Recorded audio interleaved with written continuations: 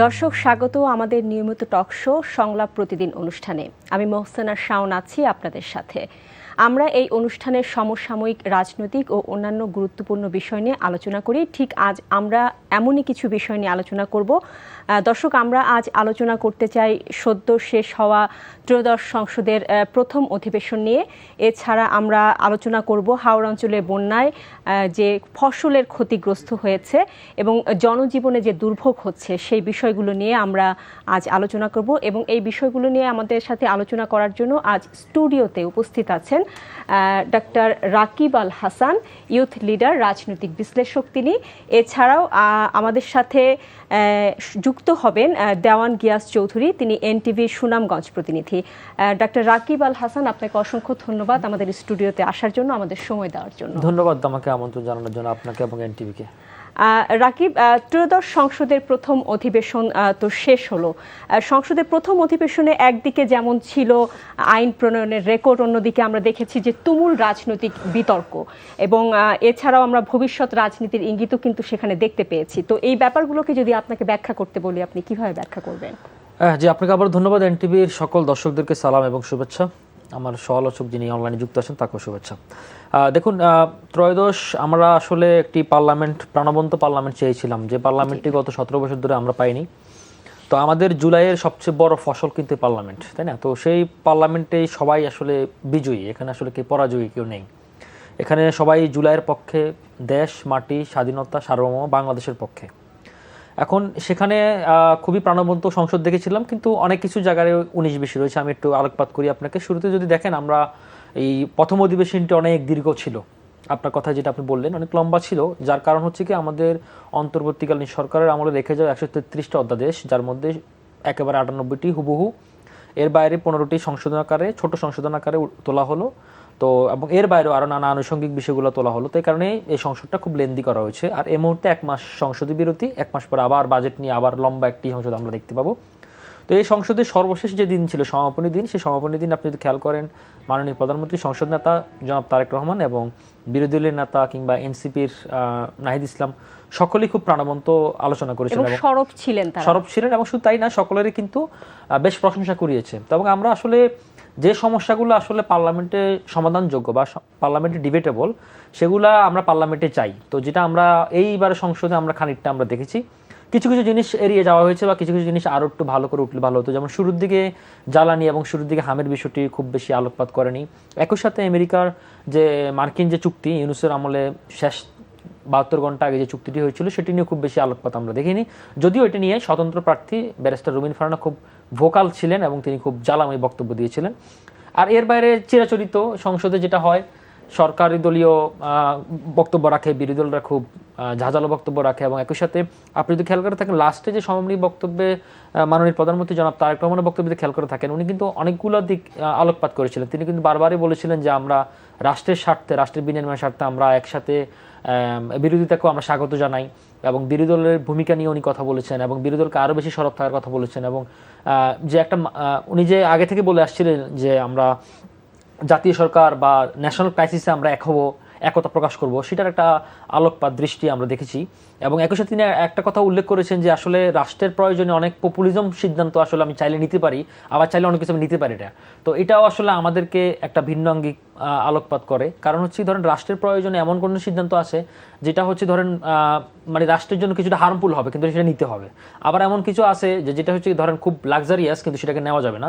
তো এই জিনিসটা আমরা এটা দেখেছি। তো আমরা আশা করবো যে আগামী দিনগুলোতে রাষ্ট্রের মানে একই সাথে বিরোধী দল তো রাজপথেও কথা বলবে।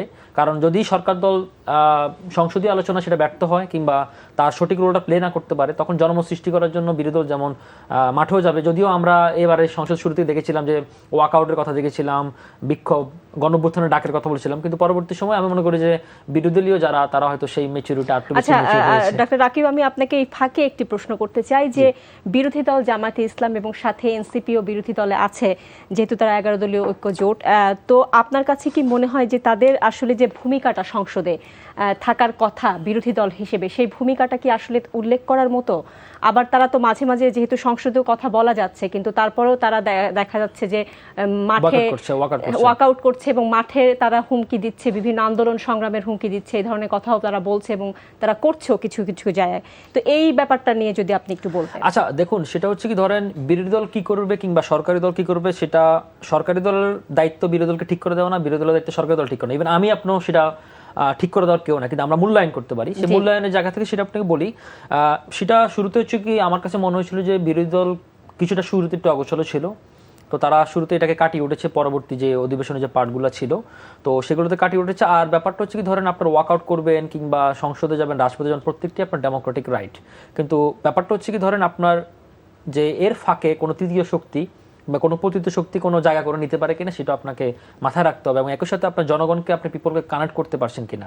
ধরেন যে বিষয়টা আমি মনে করি যে সংসদে সমাধানযোগ্য বা সংসদে আপনি এটাকে ডিবেট এবং ডিসেন্সি বা ডিপ্লোমেসির মাধ্যমে এটাকে সমাধানযোগ্য, সেটা তো রাজপথে যাওয়ার দরকার নেই। আবার ধরেন রাজপথে যাওয়ার মতো সরকার এখন পর্যন্ত, যদিও সরকার বিরোধী দলের পক্ষ থেকে বারবার অভিযোগ করা হচ্ছে যে সরকার জুলাই সনদকে প্রত্যাখ্যান করেছে, জুলাই সনদ মানেনি, সরকার সংস্কার বিরোধী, এই ধরনের নানান স্টিগমাটাইজড এবং ট্যাগিং এর মাধ্যমে। কিন্তু সরকার কিন্তু বারবার বলছে তারা জুলাই সনদ বাস্তবায়ন করবে, তারা ডেফিনেটলি, এবং সেটার জন্য 180 দিন একটা সময়সীমা নির্ধারণ করা রয়েছে, এবং সরকার বারবারই বলেছে যে আমরা স্বাক্ষরিত জুলাই সনদ আমরা অক্ষর অক্ষর কিংবা গুণ অক্ষরে পালন করতে রাজি। তো সুতরাং সেটার জন্য আমি মনে করি সরকারি দলকে সময় দেওয়া উচিত। আর এমন টাইমে সরকারটা ক্ষমতা নিয়েছে, একেবারে রোজার মধ্যে ক্ষমতা নিতে হয়েছে, তারপরে একটা ইরান ইসরায়েল একটা যুদ্ধ চলছে, যে যুদ্ধতে আমাদের জ্বালানি, সার, নিত্যনৈমিত্তিক বাজার, অর্থনীতি সবকিছু ক্ষতিগ্রস্ত হচ্ছে। তাই মনে করি যে এই বিষয়গুলো আসলে বিরোধী দল আগামীতে মাথায় রাখবে, কারণ এমন কিছু করবে না যেটা আসলে জনভোগান্তি তৈরি হয়। আমরা আসলে গত 17 বছরে এটারই অভাব দেখেছিলাম। কারণ হচ্ছে কি, আমরা সরকারি দল এককভাবে রাষ্ট্রযন্ত্রকে কুক্ষিগত করে সে মহাপরাক্রমশালী হয়ে উঠেছিল, অপর প্রান্তে বিরোধী দলের কোনো কিছু সুযোগ ছিল না। তা আমরা মনে করি যে চেক অ্যান্ড ব্যালেন্স আসলে পার্লামেন্টও থাকবে, পার্লামেন্টের বাইরে থাকবে, এবং আমাদের রাজনৈতিক সংস্কৃতি তো সেটা থাকবে। আচ্ছা, আপনি বাংলাদেশের সাথে যে চুক্তিটি করেছে, যুক্তরাষ্ট্রের সাথে যে চুক্তিটি হয়েছে সেটির কথা বলছিলেন, যেহেতু আপনি বলছিলেন, কথাটি উঠিয়েছেন, আমি একটু প্রশ্ন রাখতে চাই। সেটি হচ্ছে যে অন্তর্বর্তী সরকার ঠিক নির্বাচনের আগে 3 দিন আগে এই চুক্তিটি করেছে যুক্তরাষ্ট্রের সাথে, বাণিজ্য চুক্তি, এবং এটি নিয়ে বেশ বিতর্ক এবং বাতিলের দাবি কিন্তু বারবার উঠছে, যেটা আপনি বলছিলেন যে রুমিন ফারহানা সংসদে এটি উঠিয়েছেন, জোর দাবি জানিয়েছেন।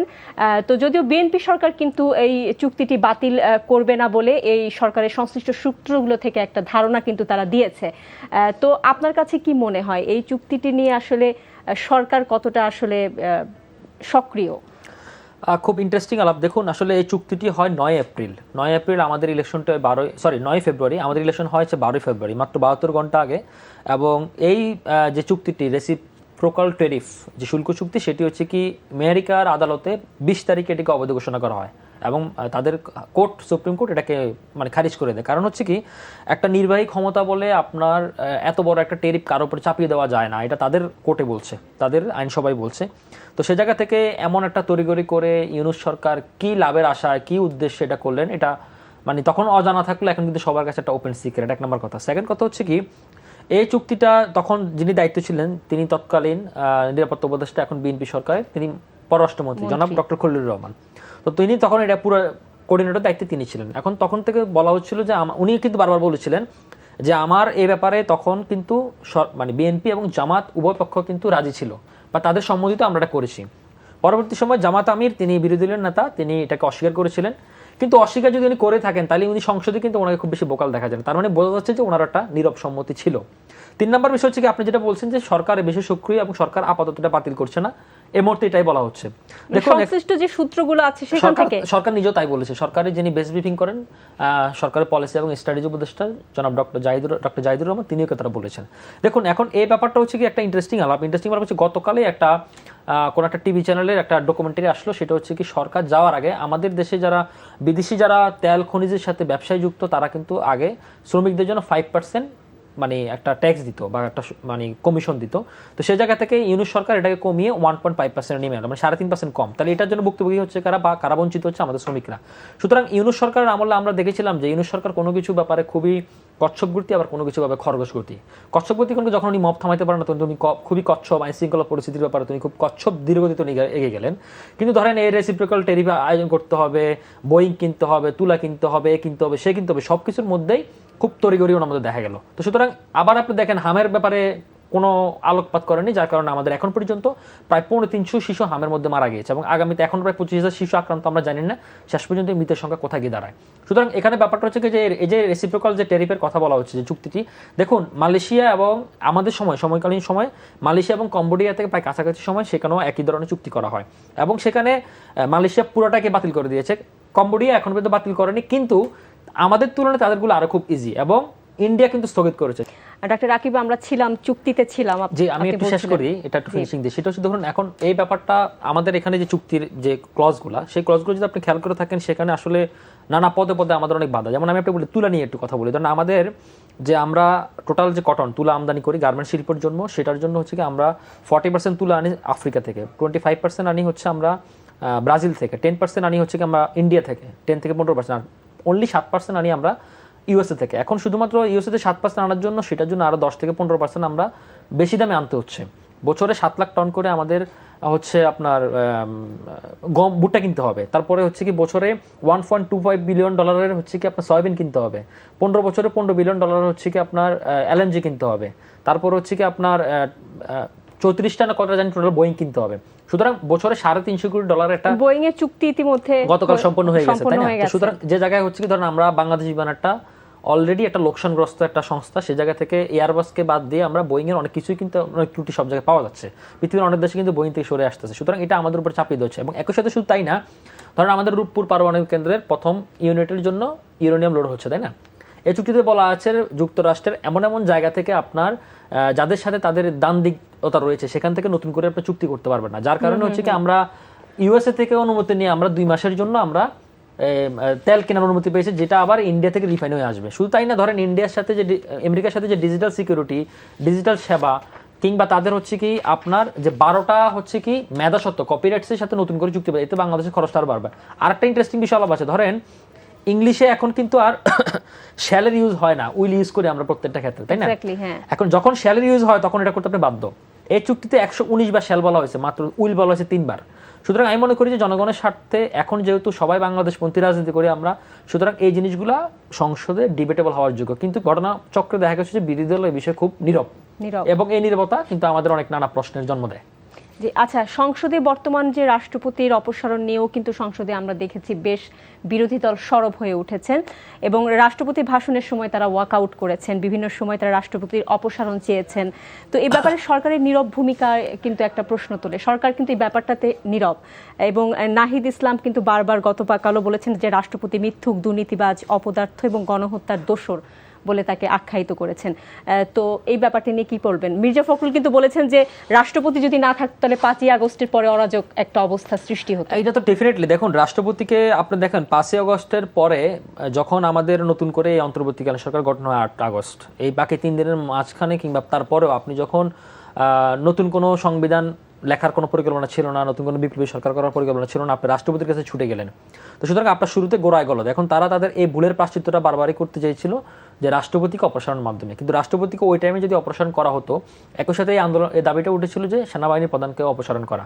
সুতরাং ওই সময় একটা গোষ্ঠী চেয়েছিল যে দেশ অরাজকের মধ্যে দিয়ে যাক, দেশ একটা নির্বাচনের পথে ডেমোক্রেটিক হইতে না হাঁটু। সুতরাং এটার জন্য আসলে বিএনপি সরকারের বাংলাদেশপন্থী সকল মানুষ বা রাজনৈতিক দল গোষ্ঠী সংগঠনগুলোই চেয়েছিল যে এই শূন্যতা যেন তৈরি না হয়। এখন আপনি আসতে পারেন যে মানে সংসদ তো গঠন হয়ে গেল, তাহলে এখন কোনো রাষ্ট্রপতি অপসারণ হচ্ছে না।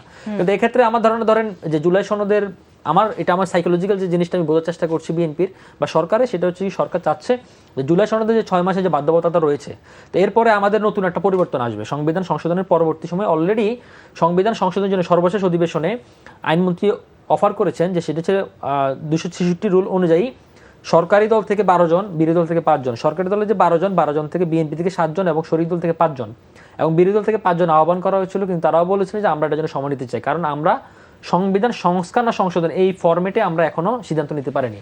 সুতরাং এই জায়গা থেকে আমি মনে করি যে 180 দিন পরে হয়তো বিএনপি হয়তো সিদ্ধান্ত নিতে পারে। আমার কাছে যেটা মনে হয় সাইকোলজিক্যাল ভাবে, আর বিরোধী দল যে ভাষায় রাষ্ট্রপতিকে যে কথাগুলো বলছে সংসদে, ওনার পক্ষে যে কথাগুলো বলছে, যে অভিযোগ করছে, অভিযোগগুলো অনেকাংশেই সত্য, মিথ্যার কোনো সুযোগ নাই। কিন্তু ঘটনা হচ্ছে কি, আপনি যে কথা রাজপথে বলবেন, যে কথা শাহবাগে বলবেন, সেই কথা তার পার্লামেন্টে বলার মতো না। সুতরাং প্রত্যেকটা জিনিসের একটা স্থান, কাল, পাত্রভেদে ভাষার প্রয়োগ, ইউজ সবকিছু চেঞ্জ হয়। এটা হয়তো বিরোধী দলটা বলে যাচ্ছে, কিন্তু আমরা মনে করি ধরেন দেশের রাষ্ট্রের স্বার্থে, জনগণের স্বার্থে হয়তো সরকার সেই যুগোপযোগী সিদ্ধান্তটা নেবে, কারণ এখানে 180 দিনের একটা নতুন টাইম ফ্রেম রয়েছে। সুতরাং জুলাই সনদ কেন্দ্রিক এই জিনিসটা যতদিন সময় গণিয়ে আসবে বা শেষ হওয়ার পথে থাকবে, ততদিনে এই জিনিসগুলো অটোমেটিক সলিউশন হয়ে যাবে বলে আমি বিশ্বাস করি। জি, আচ্ছা, আমরা এবার একটু আসলে এখান থেকে বের হয়ে আসতে চাই, সংসদ অধিবেশন থেকে আমরা একটু হাওরের দিকে চোখ বোলাতে যাই, কারণ হাওর অঞ্চলে বন্যা হচ্ছে, বৃষ্টি হচ্ছে এবং বিপুল পরিমাণ কৃষকের ক্ষতি হয়েছে আমরা দেখতে পাচ্ছি। তো আজকে সে ঠিক আমাদের সাথে এই ব্যাপারে যুক্ত হচ্ছেন কথা বলার জন্য আমাদের সুনামগঞ্জ প্রতিনিধি এনটিভির দেওয়ান গিয়াস চৌধুরী। আমরা একটু দেওয়ান গিয়াস চৌধুরীর কাছে যেতে চাই। দেওয়ান গিয়াস চৌধুরী, আপনি নিশ্চয়ই আমাকে শুনতে পাচ্ছেন? দেওয়ান গিয়াস চৌধুরী, আপনার কাছে আমি জানতে চাই, জি, আপনার কাছে আমার প্রশ্ন, হাওরে ফসল হারানোর ক্ষতি, আসলে এই যে একটা বিশাল ক্ষতি হলো হাওরে, যে ফসল হারানো, এই ক্ষতিটা আসলে হাওরের মানুষ কিভাবে সামাল দেবে বা সরকার, স্থানীয় সরকার তারা কিভাবে সামাল দেবে? মোহসেনা, আপনি জানেন সুনামগঞ্জ হাওর দূষিত জেলা এবং এই জেলায় একটি মাত্র ফসলের উপরেই নির্ভরশীল এই অঞ্চলের মানুষ। তো যখনই এই হাওরের এই কৃষকদের উপরে কোনো ধরনের আঘাত আসে, মানে আগাম বন্যায় ফসল তলিয়ে যায়, তখন আসলে এই বিশাল জনগোষ্ঠীকে খুব একটা যে সহায়তা করে টিকানো যাবে এটা অসম্ভব হয়ে যায়। কারণ সুনামগঞ্জে 30 লাখ জনগোষ্ঠীর বসবাস, এর মধ্যে 2/3 কিন্তু কৃষক, মানে 3 ভাগের 2 ভাগ কৃষক। এই বিশাল জনগোষ্ঠী এখানে একটি মাত্র ফসল, বড় ফসলের উপর নির্ভরশীল। কিন্তু এই ফসলটা এইবার আপনি জানেন যে প্রায় বেশিরভাগ ফসলই পানি নিচে তলিয়ে গেছে। তো যে ক্ষতি হয়েছে, আমরা আজকেও ছিলাম গত কয়েকদিন ধরে হাওড়ে ছিলাম এবং আগামী আরো একদিন ভারী বৃষ্টিপাতের সম্ভাবনা আছে। তো এই বৃষ্টিপাতে প্রায় বেশিরভাগ ফসলই কিন্তু নষ্ট হয়ে যাচ্ছে। আপনাকে আমি একটি বিষয় সেটা জানিয়ে রাখি যে সুনামগঞ্জে 2,23,000 হেক্টর বুড়ো ফসলের আবাদ হয়েছে এবং এই 2,23,000-এর মধ্যে গত শুক্রবার পর্যন্ত যে আমরা তথ্য খবর পেয়েছি সরকারি হিসাবে, যে 1,17,000 হেক্টর বুড়ো ফসল কাটা হয়েছে, তার আরো অর্ধেক বুড়ো ফসল পানির নিচে রয়ে গেছে। কিন্তু আশ্চর্যের কথা হলো, যে ফসলগুলো ওনারা কেটে এনেছিলেন, যে 17,000 বলছি, সেই ফসল কিন্তু খলাতেই রয়েছে, এটা কিন্তু তারা ঘরে তুলে নিতে পারেননি। মানে রোদ এবং শুকানো মারাই করার অভাবে এগুলো হাওরে রয়ে গেছে, মানে পচে নষ্ট হয়ে গেছে। তো মানুষ যেটা বলছেন, হাওরের মানুষ, ওনারা চেষ্টা করছেন, আমরা আজকেও দেখেছি পচা ধান নষ্ট হয়ে গেছে, গন্ধ হয়ে গেছে, সেই ধান ওনারা তুলে নেওয়ার চেষ্টা করছেন। তারা বলছেন যে ক্ষুধার্ত শিশুরা আছে, তাদের জন্য তারা এই ধানগুলো তুলে নিচ্ছেন। এই যে ক্ষুধার যা হয়তো তারা একটা সময় সহ্য করতে পারবে না। তো যে ক্ষতিটা আসলে এটা যে সামাল দেওয়াটা সরকার, প্রশাসন এটাকে হিমশিম খাবে।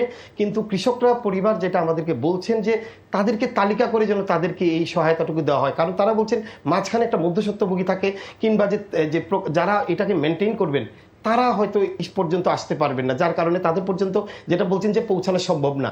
এই জন্য তারা একটা শঙ্কা করছেন যে তবে একটা ক্ষতিপূরণ দিতে হবে। মানে যদি ক্ষতিপূরণ না দেওয়া হয়, আপনাকে বলছি এই অঞ্চলের এই হাওরের এই যে ফসলটা, এটা দিয়েই কিন্তু সবকিছু হবে। মানে আগামী একটি বছর কিভাবে যাবে এই অঞ্চলের কৃষকের, সেটি কিন্তু নির্ভর করছে এই ফসলের উপরে। ফসল যদি ওঠে তাহলে সন্তানরা পড়াশোনা করবে, ফসল যদি উঠে তাহলে তারা চিকিৎসা করাতে পারবে, ফসল যদি উঠে তারা জামা কাপড় কিনতে পারবে। তার মানে এই একটি মাত্র ফসলের উপরে এই অঞ্চলের মানুষ পুরোপুরিভাবে নির্ভরশীল।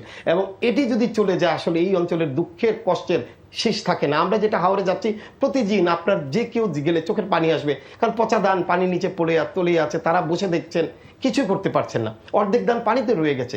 তো সরকার, আমরা প্রশাসন একটি তালিকা করেছে, আপনি জানেন মাননীয় প্রধানমন্ত্রী একটা ঘোষণা দিয়েছেন যে 3 মাস হাওরের যারা কৃষক আছে ক্ষতিগ্রস্ত হয়েছে তাদেরকে সহায়তা করবেন।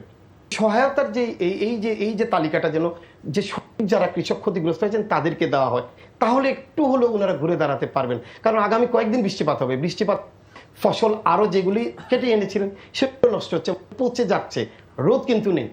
গতকাল শুক্রবার এবং আজকে আধা ঘন্টার জন্য 30 মিনিটের জন্য একটু দিন ভালো করেছিল, কৃষানীরা হাওরে ছুটে গেছেন, মানে সর্বোচ্চ চেষ্টা করছেন যেভাবেই হোক আগামী একটি বছরের কোনো মতে যদি কয়েকটা ধান তুলতে পারেন।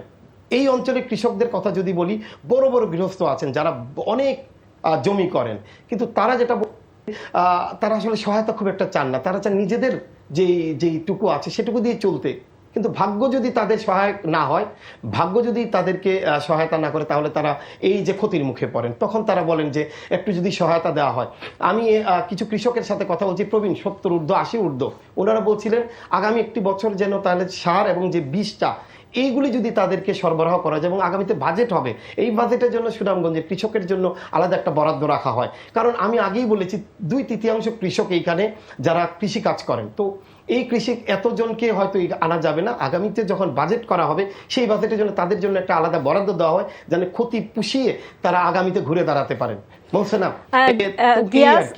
গিয়াস, আপনার কাছে আমার আরেকটি প্রশ্ন, সেটি হচ্ছে আপনি যেটি বলছিলেন সেইভাবে যদি আমি বলি তাহলে প্রায় 57% ধান হয়তো বা কাটতে পেরেছে এখন পর্যন্ত কৃষকরা, এবং আপনি বলছিলেন যে সামান্য একটু সময়ের জন্য রোদ উঠেছে, তার ধান শুকোতেও পারছে না। তো স্থানীয় রাজনৈতিক যে দলগুলো আছে তাদের সাথে আসলে তারা কি ভূমিকা পালন করছেন এক্ষেত্রে কৃষকদের জন্য? মোহসেনা, এটা আসলে যেটা আমরা বলছি, আজকেও তারা আমাদেরকে অভিযোগ করছেন যে তারা দুঃখ পান, কষ্ট পাচ্ছেন যে তাদের ধান পানির নিচে তলে গেছে, তারপরে পচে নষ্ট হয়ে যাচ্ছে, কোনো ধরনের সহায়তা পাচ্ছেন না। তারা দুঃখ প্রকাশ করছেন যাদেরকে ভোট দেন তারাও তাদের কাছে যে একটু সান্ত্বনা দিচ্ছেন না, বলছেন ভোটের সময় হয়তো আসেন, কিন্তু যখন এই ধরনের সংকট হয় হাওরে তখন আসলে কারোই দেখা পান না। তো তারা চাইছেন যে অন্তত আর কিছু না হোক, সহায়তা না হোক, যদি পাশে যে একটু হাসি মুখে জিজ্ঞেস করেন কিংবা দেখে আসেন তাহলে তাদের সান্ত্বনা হবে কিংবা তারা সাহস পাবেন। তবে মোহসেন, আরেকটা কথা বলে রাখি, সুনামগঞ্জের হাওর অঞ্চলের মানুষ সাহসী, তারা লড়াই করতে পারেন, সংগ্রাম করতে পারেন। 2017 সালে আমরা দেখেছি এই অঞ্চলের মানুষ শতভাগ ধান পানির নিচে তলিয়ে গেছে, পচে নষ্ট হয়ে গেছে, এবং ধানের যে পচার পরে অ্যামোনিয়া গ্যাস সৃষ্টি হয়ে মাছ নষ্ট হয়ে গেছে, একটি ভয়াবহ পরিস্থিতির সৃষ্টি হয়েছিল।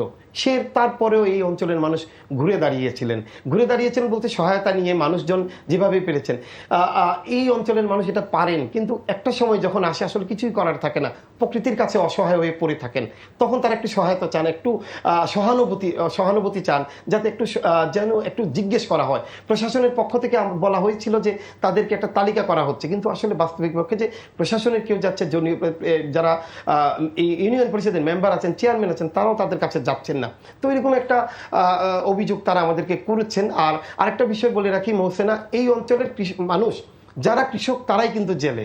মানে হাওরে কি হয়, যখন ফসল তোলা শেষ হয়ে যায় তখন কিন্তু পানি চলে আসে, তো এরপরে তারা হাওরে নামেন মাছ ধরার জন্য। কিন্তু এই 17 সালের অভিজ্ঞতায় আমাদেরকে বলছে যদি হাওরে ফসল পচে যায় তাহলে কিন্তু অ্যামোনিয়া নামক একটা গ্যাসের সৃষ্টি হয়, যেটার কারণে মাছ মরে যায়। তো এখন কিন্তু মাছের ডিম ছাড়বে, ডিম ছাড়ার সময়টা দিয়ে পানিটা দূষিত হয়ে যাচ্ছে, তো মাছও খুব একটা যে উৎপাদন হবে সেটাও না। তো তার মানে সংকট কিন্তু বাড়ছে, সংকট আরও যত দিন যাবে বাড়তেই থাকবে।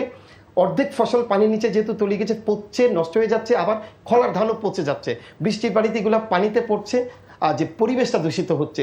তো আমরা কিছুক্ষণ সময় কাজ করি হাওরে, হাত পা চুলকাচ্ছে কিংবা ঠোসা পড়ে যাচ্ছে, তো তারাও নানান ধরনের যে স্ক্রিনের যে সমস্যা আছে এগুলাই ভুগবেন।